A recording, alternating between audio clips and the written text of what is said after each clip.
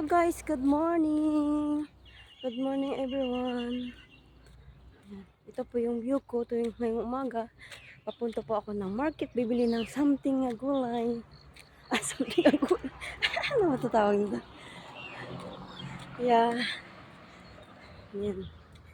Ito yung view namin, oh. Yan. Yan. Papunta po ako ng market. Naglalakad lang po ako kasi po takot po ako magmotor. Ayun, exercise na rin tuwing umaga. Doon po, may kaibigan ako doon na Pinay, yung sa kulay blue na bahay, yung sa itaas. Lakad-lakad portion kahit mainit. Sige. Yan, ang ganda ng view. Ayun na umaraw, kahit saka kapon pa mamaya hapon. Makulimlim naman. Po ako guys ng pata. Ayan, ayan, ang aking sabaw ngayon. Papapailing-iling na naman ito si Amo sa luto ko. Yan, ito po yung mais ko na ilalagay ko dito. Yan. Yan. Tapos ito yung aking Chinese repolyo. Tapos may halo po ito ng pit na Chinese cabbage. Yan, tsaka yung mais lang ilalagay ko. Wala kasi ito lang yung meron ako dito, mais. Tsaka yung Chinese cabbage, tsaka yung repolyo. Tapos ito naman po ang tanglad. Ilalagay ko yan po dito sa aking manok na akin i-steam ko lang siya. Yan, lagyan ko ng tanglad para mabango siya. Yan, tsaka yung ito po yung pata ko na sobra. Bukas lulutuin ko din ito siya yung parang Chinese adobo na luto. Tsaka ito yung gulay ko rin na lettuce. Yan, for lunch namin.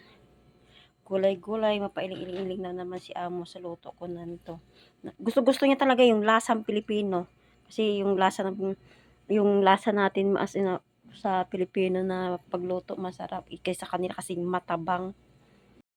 Luto na po ang aking nilagang pata na may mais, may repolyo, may Chinese cabbage. Yan lang po ang nilagay ko kasi yan lang po ang meron ako. Mapapailing-iling na naman ito si Amo sa sarap ng aking sabaw. Basta Filipino foods yan. Naku! Simot na naman ang sabaw sa kay Amo. Ito po yung steamed chicken ko po. Masarap po yan kasi nilagyan ko po yan siya ng tanglad pag steam ko. Nilagyan ko lang po yan ng bawang, ginger at parsley, may spring onion. Tapos inilagay ko na rin yung sabaw.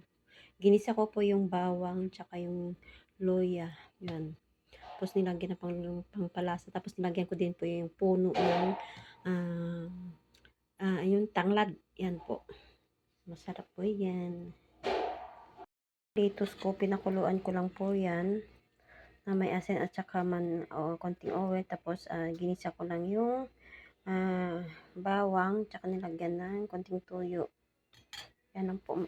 Ganyan kasi yung dito ng mga Chinese. Kailangan mo ng sarapan sa pagluto.